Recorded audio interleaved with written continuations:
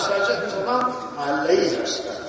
مسجدی که شهر این جمعیت امشب توش جا هست. چنان مسجدی نیست. مسجد داره ماشاءالله. این مفتی شهر عمر زهی مسجدی داره ماشاءالله. مولانا تعمیری را مسجد بزرگ درست کرده. مسجد نوره و مساجد دیگر شهر جناب مولانا کریم زهی مسجد داره. ولی این مسجد محله مسجد شهر نیست. اگر شهر میتونه بیاد هیچ مسجد جا نمیشه. ولی این شهر نیاز داره یک مسجد. نعره تکبیر! من نمیگم که تو این دیگه حتما باشه، ولی این وظیفه مسئولان میدانم. مسئولان وظیفهشون میدانم که یک زمین بزرگه، حالا اینجا باشه یا هر جای اینجا که باشه هم خوبه، نباشه باید زمینی در اختیار بگذارم. از زمینی که در خور مردم ایران ساز باشه، یک مسجد وسیع ساز. فردا مدرسه حقانی میخواد جلسه اصلا بگیره اونجا بگیره، مدرسه شمس العلوم بگیره، مدرسه دیگه میخواد بگیره، ختم میگیره، ختم شهر، ختمای شهر نمیشه. الان امشب شما که در ایدگاه آمده، ولی بالاخره دیگه جلساتی که باشه دولت بگیره، دولت هم محله نداره اینجا. و لحظه اینه که این حق مردم ایران شد که اونا و به هر حال ما امیدواریم که الله تعالی مشکلات ها مناس کردن که بخش بزرگ مشکلات با خود ما حل میشه.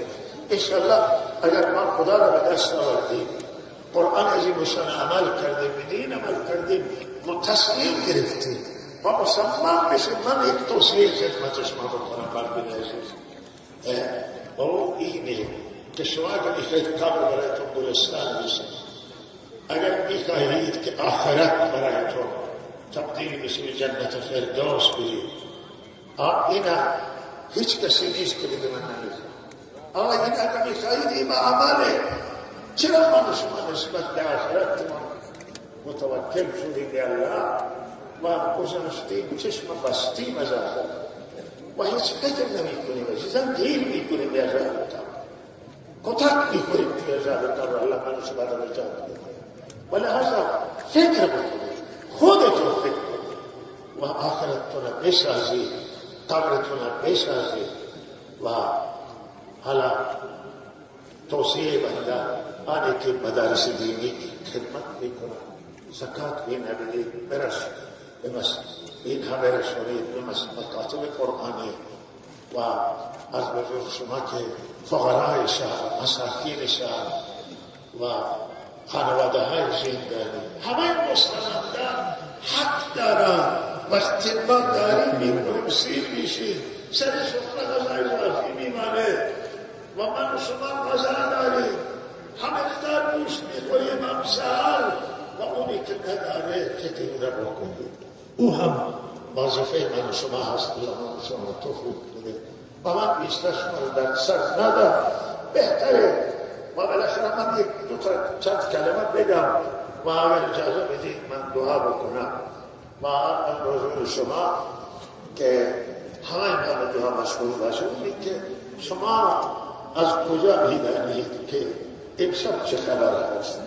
من هم نمیدانم، ولی من هم امیدوارم که امشب فرشتگان این جلسه شما را محاصره کرده و من سروران دلامی امیدوارم که امشب گوشه از رحمت الله تعالی نگاه رحمتش بر سر شما و امشب نظر لطف الله تعالی شامل حال شده که شما اینجا جمع شدید. همه این طیفهای مختلف اینجا آمدن، زنان، مردان، علما و خوبان آمدن و امشب شما از کجا میدانید که رحمت پروردگار اینجا متوجه نیست؟ و سروران گرامی از کجا معلوم که امشب شب قدره باشه و ثواب 1000 ماه که 1000 ماه 83 سال بنده یه عمر سر محمد امشب به من و شما نرسه. رحمت پروردگار